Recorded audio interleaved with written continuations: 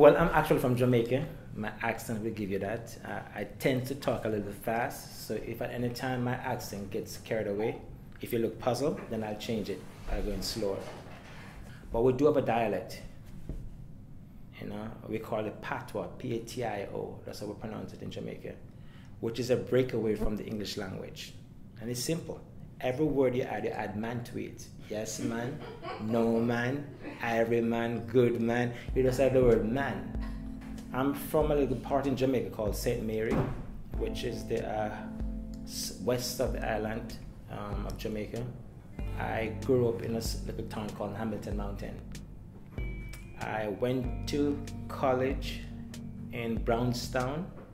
Then I left and migrated to London, England, where I studied accounting, major in business. I do have a degree in business and a master's in business administration. I migrated to the US permanently in 1994. And what I didn't expect, that life became really challenging and difficult. And from that, it has been an experience. I came here just like most immigrants, the American dream, where the sky determines your limitations. But I was in for a rude awakening. Yes, and I did live on the street. People don't even know that. But for years, I lived in Florida on the street, from one bus stop to the next. I'll go to McDonald's and ask for a job, and based on my credential, they would never hire me. They would give me all kinds of reasons why they can't hire me, and it baffles me. It's like, wow, really? I went to the airlines, they would never hire me either.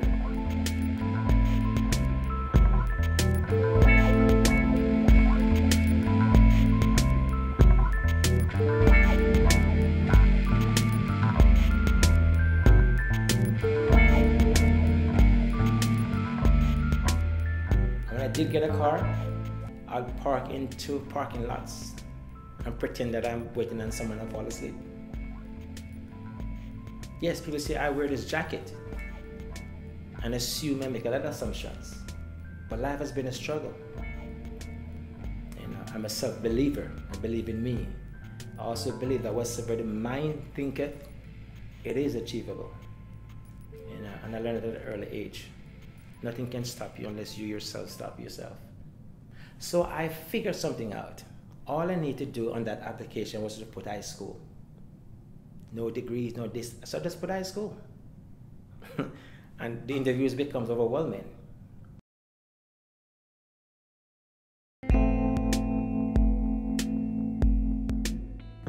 But as I've always advocated, that life is just but a journey itself. And so regardless of the struggles that you find or obstacles that come your way, you just keep going forward. But I never allow my circumstances to define me or determines my goal or aspiration. You know, it is what it is, but I continue to move forward. Because there's a self-resilience in every single man that is God himself that is implanted in you, that tells you even when your face is down, you gotta get up. And that's what kept me going. And what is so ironic and funny, with all my struggles, I have ups and downs and peaks, and I have a lot. And I was successful too. I had everything materially. And I lost it again, many, many times. But one thing I've learned to say is to remain humble and be true to me and not allow tangible things and materialism to define me. And that's always been my benchmark in terms of my life and my struggle. And I know we all struggle in different ways, but it is never designed to hold you back. Because if you don't go through that struggle, you can never help somebody else who's going to come through after you pass through. And sometimes the only thing that changes a person is because you experience it yourself. And so that resonates deeply with the individual, and that's a connection. And then they see you as, if you can make it, then I can. And that's all you want to do, is to inspire from within. So my resilience is based on hope in my despair moment. You know, circumstances doesn't define it. It's the inner me that determines it, and my faith. And you remember this. If you truly believe in a faith and in a God, at the end of the day, you must survive. you must come out to the end of the road. And even if your direction take a course off path, it's always for the right purpose. You probably don't realize it then until years or days or months after, when you look back and say, wow, interesting. But we are all created for a defined purpose, man, and for a defined reason. You just have to figure what it is. And once you tap into that, you're unstoppable.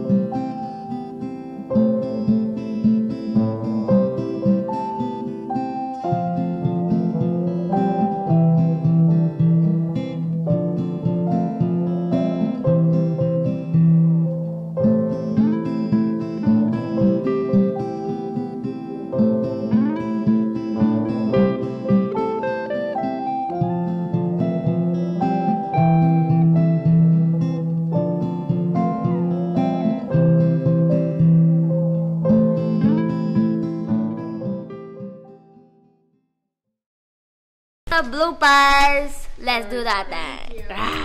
Almost.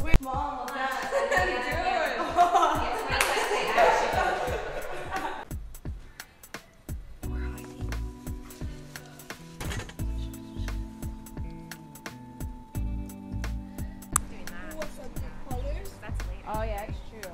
I mean, do you want to sit on the sidewalk? Do I want to what? Would you mind sitting on the sidewalk? No. What's up?